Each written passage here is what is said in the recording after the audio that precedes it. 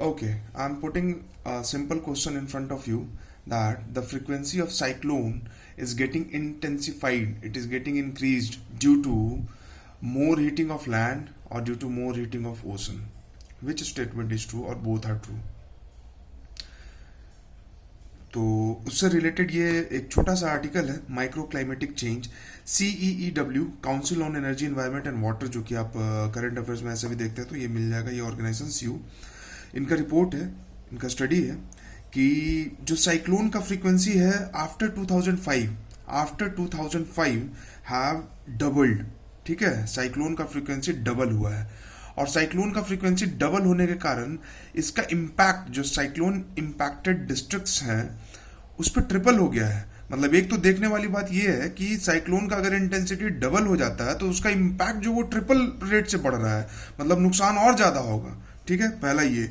दूसरा कि in last 50 year there is 12 fold surge in the number of associated cyclonic events. ठीक है, तो ये सब तो चीजें हैं जो कि आप नॉर्मली आप अपने मेंस पेपर में कोट कर सकते हैं, लेकिन जो हमने सवाल किया था उस पर आते हैं। ठीक है, तो ये हम लोग सब जानते हैं कि जो लैंड टू सी ब्रिज बहता है तो लैंड के हीट को, जब लैंड हीट हो गया, ठीक है, तो लैंड के पास वाटर है यानी कि ओशन है, उसका टेम्परेचर रिलेटिवली थोड़ा कम होगा। क्यों? क्योंकि वाटर का क्वालिटी होता है कि वो देर से गर्म होता है और देर से ठंडा होता है। ठीक है, और यूजुअली लैंड जल्दी गर्म होता है, तो यूजुअली लैंड का टेम्परेचर ज़्यादा रहेगा, तो ज़्यादा रहेगा तो टेम्परेचर हाई से लो की तरफ जाएगा, यानी लैंड से सी की तरफ जाएगा। ठीक है, अब बात आती है कि साइक्लोन जो बनता है वो तो सी सरफेस पे बनता है, जिसका टेम्परेचर अराउंड इक्वेटर के आसपास बनता है, टेम्परेचर अराउंड 27 डिग्री सेल्सियस जब सी सरफेस टेम्परेचर हो जाता है तब साइक्लोन बनता है। तो अगर ओशन का हीटिंग हो रहा है तब तो साइक्लोन का बनने का फ्रीक्वेंसी ज़्यादा हो जाएगा, लो प्रेशर ज़्यादा बनेगा, हीट ज़्यादा होगा तो टेम्परेचर बढ़ेगा सी सरफेस पे।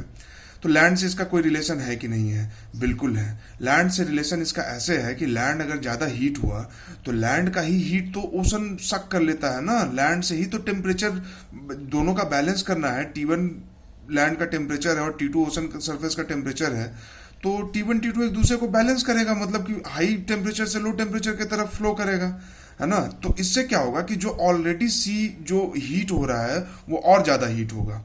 ठीक है, और ज़्यादा हीट होगा तो फ्रीक्वेंसी साइक्लोन के बनने का और साइक्लोन की इंटेंसिटी और ज़्यादा इंक्रीज हो सकती है। इसका मतलब ये हुआ कि ड्यू टू ग्लोबल वार्मिंग जो टेम्परेचर बढ़ रहा है, तो उस टेम्परेचर के बढ़ने के कारण, पूरा ग्लोबल टेम्परेचर जो बढ़ रहा है उसके कारण समंदर का भी टेम्परेचर बढ़ रहा है और लैंड का भी टेम्परेचर बढ़ रहा है। तो ऐसा नहीं है कि साइक्लोन सिर्फ सी सरफेस टेम्परेचर के इंक्रीज होने के कारण उसका फ्रीक्वेंसी या इंटेंसिटी बढ़ेगा, लैंड सरफेस का टेम्परेचर भी बढ़ने से साइक्लोन पे इम्पैक्ट पड़ रहा है। तो both the statement were true and this type of question में बी आस्क्ड इन प्रीलिम्स। और इस साल तो दो चीज़ें, एक ट्राइबल पे और एक इस पे, तो आप मतलब समझो कि ये क्वेश्चन एक तरह से लीक हो गया है कि ये तो आना ही आना है। Thank you.